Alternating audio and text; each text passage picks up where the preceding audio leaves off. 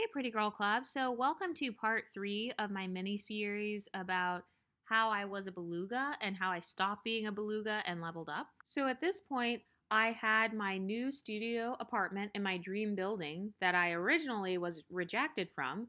And by the way, me living in that building and kind of like paying my rent and all that, that kind of helped my case in terms of like allowing me to still be in that building because even when I moved apartments within the same building, I was rejected from moving apartments.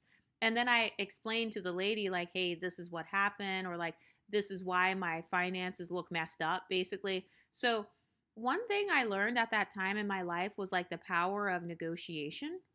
But anyway, so I lived in my favorite neighborhood in my dream city. And at this point, I was going on the trail every single day. And one thing about losing weight is that it's not just about the weight part, it's also psychological.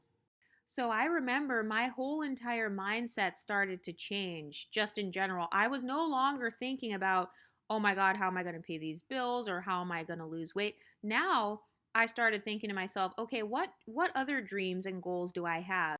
So basically I had kind of checked off the box of losing weight and no longer being like a beluga, but I started to expand my mind like, okay, what else do I want to do? So at that point I started this YouTube channel. I had just started this YouTube channel. I was just doing it sporadically, kind of as a hobby.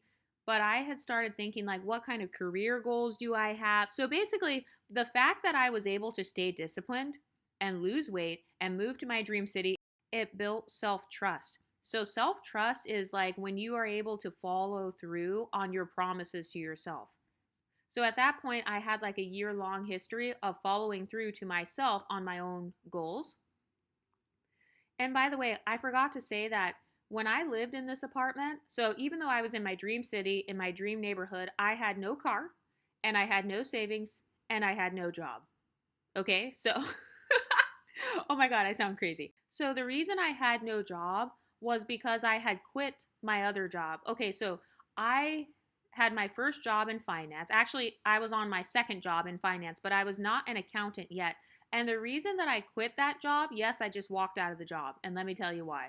It's because, first of all, that job was in the hood, and I had to take two buses in order to get to that job. So I had to wake up at 5 a.m. It was very similar to like in my early 20s when I got a good job and then it took me like 2 hours to get there, 2 hours to get back. So it was already affecting my mental health negatively. So I'm one of those people who gets mentally triggered by my commuting process. So if I'm commuting somewhere to work or somewhere important and then I'm stuck in traffic, people are yelling at me, people are honking at me, I'm taking the bus, there are creepy guys. That kind of stuff makes my mental health go down. So with that particular job, the only reason that I stayed at that job for a while was because I was like, okay, this is a finance job, so it's going to look really good on my resume. But when I was at that job, that's the job where I got reported for my pants. So remember how I talked about how I had a thigh gap and all that? And yeah, so it was that job. They reported me for my pants. By the way, when I was bigger, I never got reported for shit. I would wear tight ass pants. I would have my stomach hanging over, my booty hanging out, just anything you can think of when I was chunky and looked bad. Nobody reported shit. But as soon as I got back in shape and I was no longer a beluga and I started a new job, I started getting reported again, just like how I used to get reported when I was in my early 20s and skinny. And I'd get reported for the same thing, which was my pants. My theory is that I got reported for my pants at work all the time because of my thigh gap. It's because you know how like you can have like a little booty and like hips, but then you have a gap between your thighs. That's a very rare body type. So yeah, I get it. But also it's like why the fuck are people looking between my legs at work? So why are you even looking at that and reporting it? I was not wearing anything to where it was like super tight. I would literally just be wearing like skinny jeans, but they were black. Or, you know, those business pants that are black, but maybe they're form fitting, but they were not so tight to where it's like too tight or anything. No, they were just regular form fitting pants. You know, they were comfortable.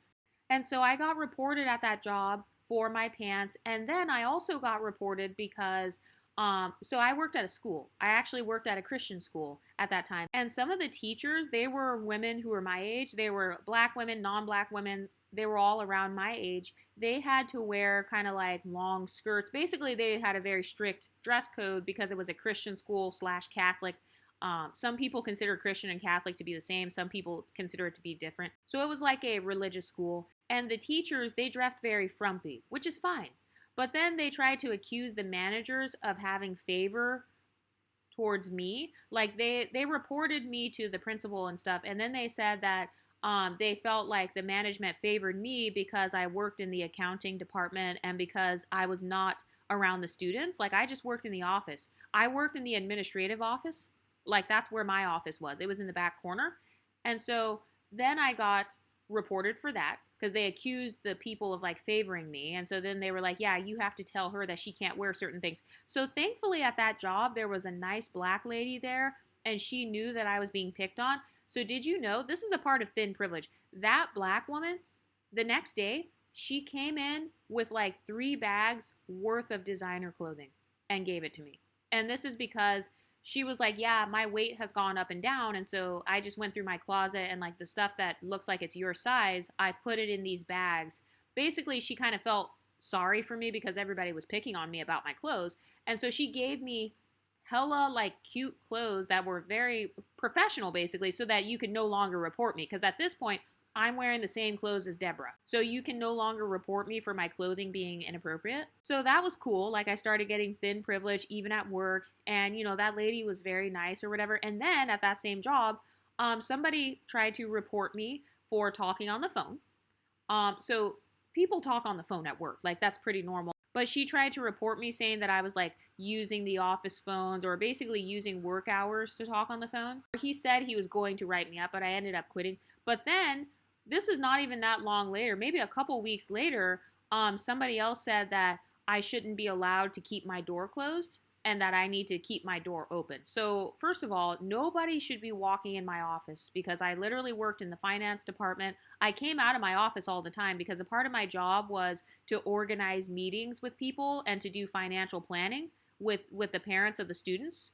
Because it was a private school. So I did financial planning. I would have them like sign a paper saying that they're going to do a certain payment plan or whatever. So it's not like I was just locked in the office, like nobody could come in. Also, all of the older people, everybody else, they got to close their office doors.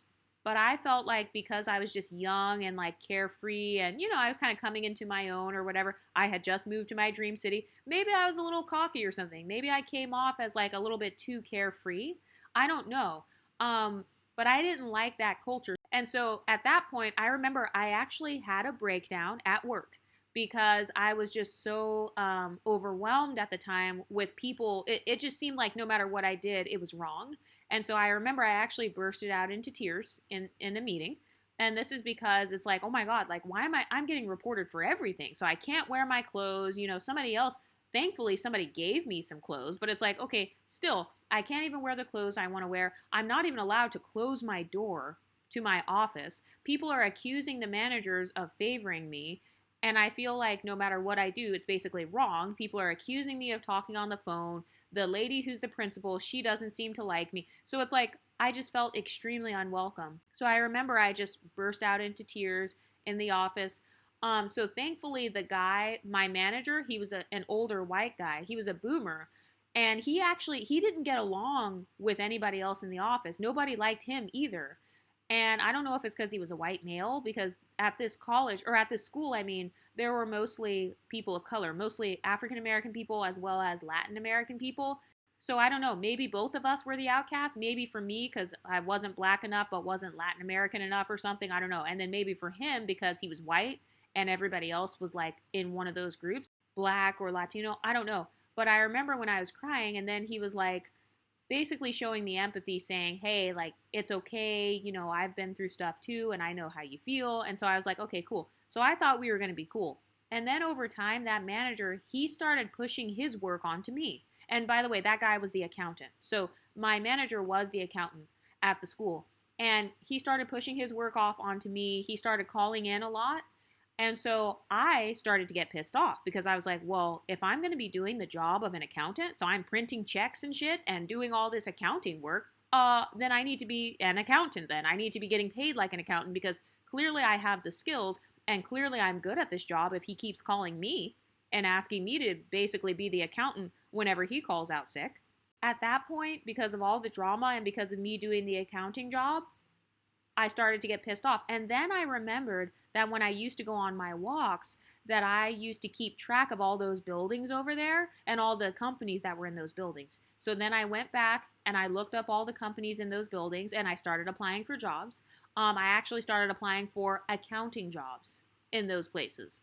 And so I eventually just walked out of the job that I was in, and I do not regret it because I don't like how I was treated. Because the same manager that I had, like, as soon as my direct manager started pushing off all of his work onto me, or like, I don't know, he thought because he was nice to me, then maybe I would be his slave or his mule. I don't know what it was. But as soon as that happened, I was like, okay, this is the last straw. Nobody likes me here, but then you want me to do all this extra work and not receive extra pay, and I have to take 2 buses just to get to this job?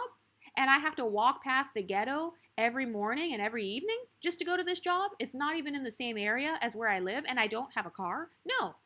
So I just walked out of that job and I quit. And because I had been applying for jobs that were within my dream neighborhood, so by the way you can do this is whenever you go on Indeed, just type in the zip code. So that's what I was doing. I was applying for pretty much any job that listed any skills that I had. I had multiple different resumes, by the way. So I remember I was applying for IT jobs because I had a little bit of IT experience. I was applying for HR jobs, admin jobs, and I made different resumes for each one. And then I was also applying for finance and accounting jobs, all within those buildings that I would see whenever I was going on my walk. So I actually got a call back for a finance coordinator position. So that's not an accountant. That's different than an accountant. That's like a step below an accountant, but that was fine. I didn't really care because I just wanted to get another job and like get out of there. So I ended up getting a job, and guess what? The job, it was right across the street from where I lived. So that was another privilege of living in my favorite geographical location because I didn't feel unsafe when I was walking to work every morning. It was literally, so I started work at 8. I could leave my house at 7:50 because it took me like, I think 4 minutes to walk there. All I had to do was cross the street and then it was in the building. Like I was in the building. So that was something else that helped me in terms of fitness because I was walking every morning. I was walking to and from work. Yes, it was only 4 minutes, but if I wanted to, when I was on my way back home from work, I could walk on the trail, the same trail that all the other people were walking on when they were walking home from work and they just wanted to get a quick walk in. I could do that if I wanted to. And then I remember I actually got myself a longboard so that I could start learning how to longboard. So I would go to like the tennis courts. This is really random, but like, okay, so the tennis court in my area, it had a fence around it. So you know how I said that I'm bad at roller skating and bad at longboarding because I need a wall on the side so that in case I crash, like I can hold on to the wall. So that's why I would try to practice skating and longboarding at that tennis court. So even though that technically goes against the rules, that also helped me though on my fitness journey because I was using different muscles. So yes, I would go on the longboard. Yes, I would crash into the fence, but at least I'm crashing into a fence instead of crashing into cars. But that's something else that helped me on my fitness journey. It was trying different strategies for my workout. So not just walking, but I would, do longboarding sometimes. I would do roller skating. So I just liked being on wheels. That just sounded like fun to me. Being on wheels. Something else that I would do is like, you know how you can play frisbee and stuff? Or like you can go to the basketball court and you can just practice shooting, just practice your jump shot. So that's something else you can do. Like you can just do whatever your favorite sport is. Just go practice doing tennis. Like you can play all those sports by yourself. You can work on your tennis serve by yourself. Just hit the ball into the fence or hit the ball into that little wall where like the ball bounces off of it. So that's the kind of stuff that I would do. But another thing that helped me at that time too was I started shopping at Whole Foods. So I will say though, I didn't necessarily know what to buy at Whole Foods. And so this is a part of why I was still struggling to stay a size medium at that time. Basically, my fitness was the only thing that was keeping me in a size medium. It was my workouts that was keeping me in that as opposed to my diet. So my diet still wasn't perfect because I was buying a lot of processed food from Whole Foods. But something else that helped me though was that was when I started getting into protein bars. So sometimes I would have like 60 grams of protein per day, and your body actually, it burns calories trying to digest the protein. So that's just a tip. If you want to burn more calories while you're resting, just eat more protein. Good protein, lean protein, not Wingstop. But anyway, that's part 3 of my story of how I leveled up after becoming a beluga. Oh, and also, I forgot to mention too, something else I was thinking about at that time was dating. That was when I started thinking like, oh, okay, well, I am eventually going to date, or what am I trying to be around in terms of socializing? What kinds of men do I want to socialize? That was something I was thinking about a little bit at that time. So I will say, that definitely helped receiving those micro validations in terms of the male gaze at the time. But what do you ladies think? Let me know in the comment section, and I'll talk to you next time. Stay pretty, ladies.